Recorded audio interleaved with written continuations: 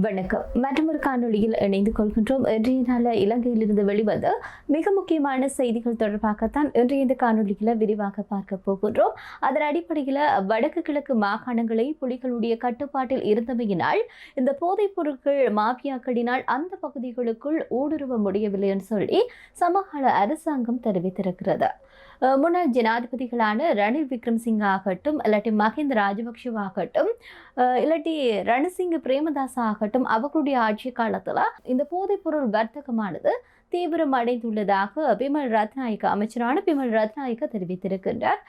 தென் மாகாணத்திலும் இவ்வாறான பாதாள உலக குழுக்கள் முன்னாள் ஜனாதிபதிகளுடைய ஒருங்கிணைப்புடன் இயக்கப்பட்டுள்ளதாக பிமல் ரத்நாயக்க தெரிவித்திருக்கின்றார்.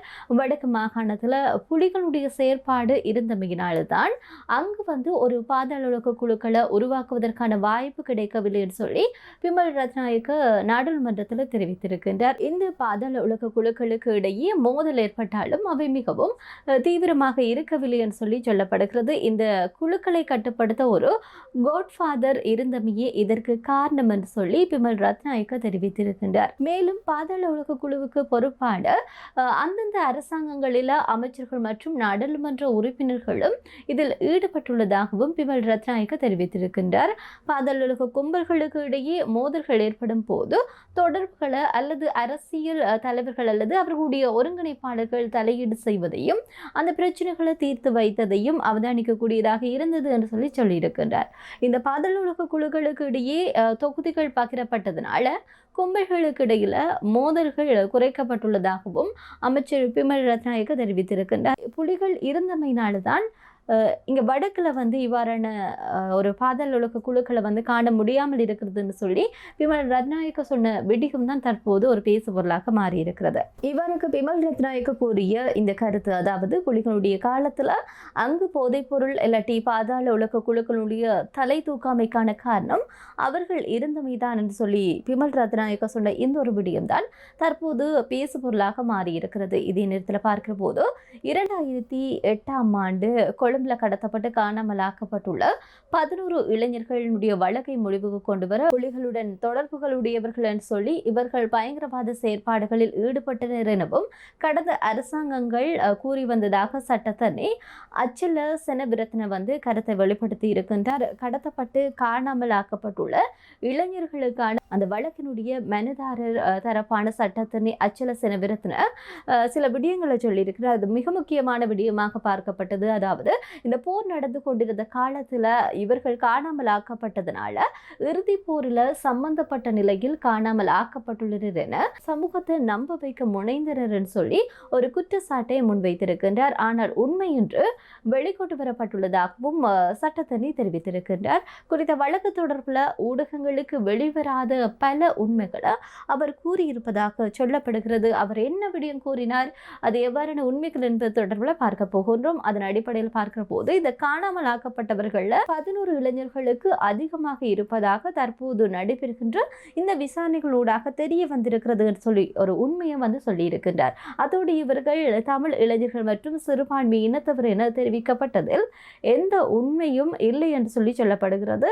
தமிழ் முஸ்லிம் மற்றும் இராணுவத்தில் கடமையாற்றியவர்களுடைய பிள்ளைகளும் இதில் இருக்கின்றனர் என்று சொல்லித்தான் சட்டத்தரணி சொல்லி இருக்கின்றார். மேலும் இந்த காணாமல் ஆக்கப்பட்டமை தொடர்பு வழக்கு நடைபெற்றுக் கொண்டிருக்கின்ற போது இந்த இளைஞர்கள் பயங்கரவாதம் மற்றும் குற்ற செயல்களில் ஈடுபட்டுள்ளனர் என கூறப்பட்டதை அடுத்து இது தொடர்புள்ள புலனாய்வு விசாரணைகள் முன்னெடுக்கப்பட்டிருக்கிறது.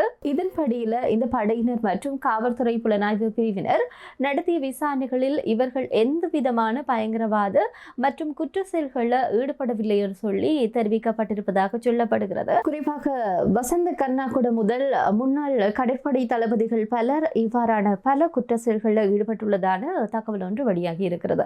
இதுல பார்த்தோம் என்று சொல்லி சொன்னா 2009ஆம் ஆண்டுல முன்னாள் கடற்படை தளபதியாக வசந்த கர்நாகோடு செய்த முறைப்பாட்டை தொடர்ந்துதான் இந்த ஒரு வழக்கும் பதிவு செய்யப்பட்டுள்ளதாக கூறப்படுகிறது.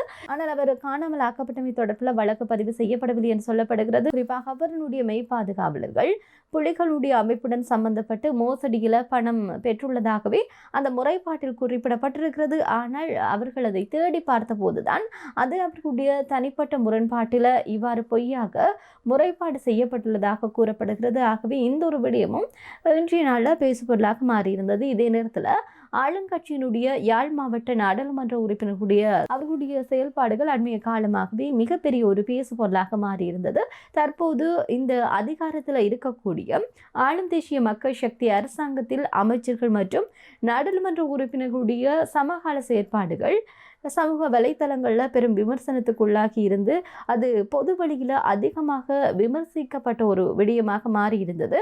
இவை எதிர்க்கட்சி நாடாளுமன்ற உறுப்பினர்களுக்கும் முன்னாள் அரசியல்வாதிகளுக்கும் ஆளுங்கட்சியை ஒரு விமர்சிக்க ஒரு சிறந்த வாய்ப்பாக கூட அண்மைய நாட்களில் இடம்பெற்றிருந்தது. அதில் பல விடயங்களை நீங்கள் பார்த்திருப்பீர்கள். இவ்வாறான நிலையில் அண்மையில் யாழ் மாவட்ட நாடாளுமன்ற உறுப்பினரான இளங்குமரன் நீர்க்குழாய் ஒன்றை திறப்பதற்கு அங்கே ரிபன் வெட்டி அந்த நீர்க்குழாயை திறந்து வைத்திருக்கின்றார். இது பல கேலிகளையும் கிண்டல்களையும் ஏற்படுத்தி இருந்தது. அது மாத்திரமல்லாமல் நாடாளுமன்ற அமர்வின் போது நாடாளுமன்ற உறுப்பினர் நாமல் ராஜபக்ஷ உள்ளிட்டோர் இளங்குமரன் எம்பியினுடைய நீர்க்குழாய் திறப்பு விழாவை கிண்டல் அடித்திருக்கின்றார்கள் நாடாளுமன்றத்தில். இது சில நாட்களாகவே அரசியல் மேடைகளில் அரசியல்வாதிகள் இது தொடர்பில் ஆளுங்கட்சி ஒரு கேலி கிண்டலை செய்து வருவதற்கான ஒரு விடயமாக மாறியிருந்தது. இது இவ்வாறு இருக்கின்ற போது அரசாங்கத்தினுடைய கிளீன் ஸ்ரீலங்கா திட்டத்திற்கான நிகழ்வொன்றில் அமைச்சர் சந்திரசேகர் சைக்கிள் டயரை மாணவர்களுக்கு கொடுத்த புகைப்படங்கள் கூட சமூக வலைத்தளங்களில் கேலி பொருளாக மாறியிருந்தது. இதுவும் தற்போது சமூக வலைத்தளங்களில் அரசாங்கத்தை விமர்சிப்பதற்கு பயன்படுத்தப்படுகின்ற ஒரு விடயமாக மாறியிருக்கிறது. ஆனால் ஒரு மாற்றம் வேண்டும் என்று நம்பித்தான் மக்களும் தேசிய மக்கள் சக்திக்கு வாக்களித்து அவர்களை ஆட்சிப்பிடம் ஏற்றியிருக்கிறார்கள். ஆனால் அவர்களும் கடந்த கால அரசாங்கங்கள் செய்வதை போன்ற ஒரு விடயத்தை தான், அதாவது வாக்கு வங்கியை பெருக்கிக் கொள்வதற்கு இல்லாட்டி அடுத்த ஏதாவது ஒரு தேர்தல் வருகின்ற போது அதற்கேற்ப தங்களுடைய ஆட்சியை நிலைநிறுத்திக் கொள்வதற்கான செயற்பாடுகளை தான் தற்போதைய இந்த அரசாங்கமும் செய்கின்றது என்ற விமர்சனமும் எழுப்பப்பட்டிருக்கிறது. இவ்வாறாக பல விடயங்களை இன்றைய நாளில் அவதானிக்கக்கூடியதாக இருந்தது. மற்றும் ஒரு காணொளியில் சந்திப்போம். நன்றி.